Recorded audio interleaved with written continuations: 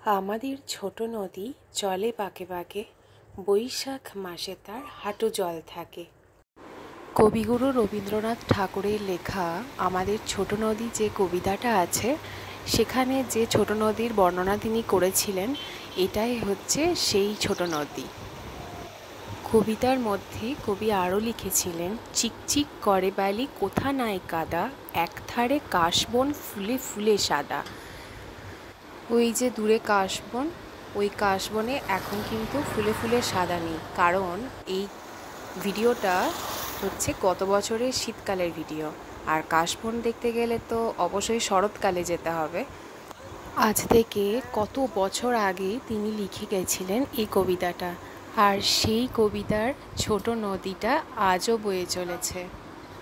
বোলপুরে শান্তিনিকেতনে ঘুরতে গিয়েছিলাম গত বছরের শীতকালে, আর সেখানে ঘুরতে গিয়ে কবিগুরুর কিছু জিনিস তো দেখতেই হবে, তো এই সঙ্গে এই ছোটো নদীটাকেও আমরা দেখতে গিয়েছিলাম। শীতের সকালে নদীর ধারে কিছুক্ষণ সময় কাটিয়ে এরপরে চলে গিয়েছিলাম ঠান্ডা ঠান্ডা খেজুরের রস খেতে।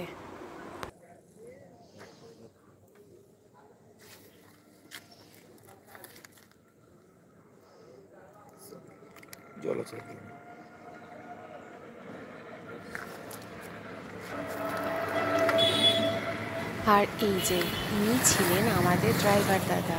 ওনার টোটোতে চেপেই আমরা শান্তিনিকেতনের সকালবেলার পরিবেশটা এদিক ওদিক ঘোরাফেরা করে প্রচণ্ড পরিমাণে উপভোগ করছিলাম।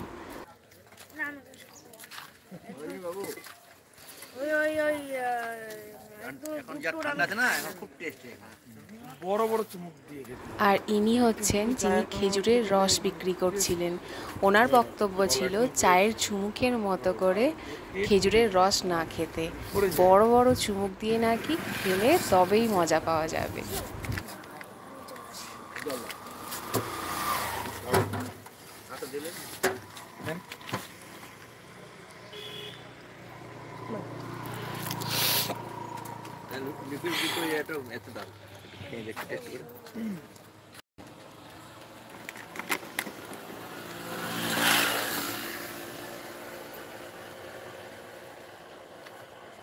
এইটাকে ওর খেজুরের রসটা দিয়ে ফোটানো হয় নাকি মিক্স করে?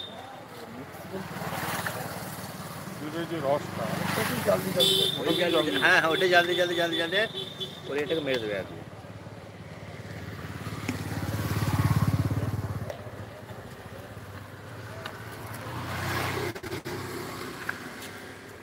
খেজুরের রস খাওয়ার পরে আমরা খেজুরের গুড় টেস্ট করছিলাম, আলোচনা করছিলাম যে সত্যিই যদি খেতে ভালো হয় তাহলে আমরা সঙ্গে একটু নিয়ে যাব। এর জন্য ছাকতে হবে ডোরা পিঁপড়ে পড়বেই, ওটা ঠিক আছে।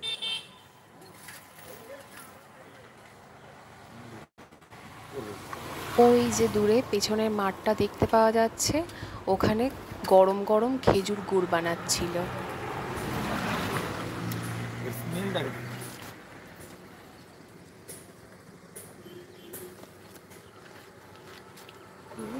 খেজুরের গুড়টার টেস্টটা আমাদের খুব একটা খারাপ লাগেনি, ভালোই লেগেছিল।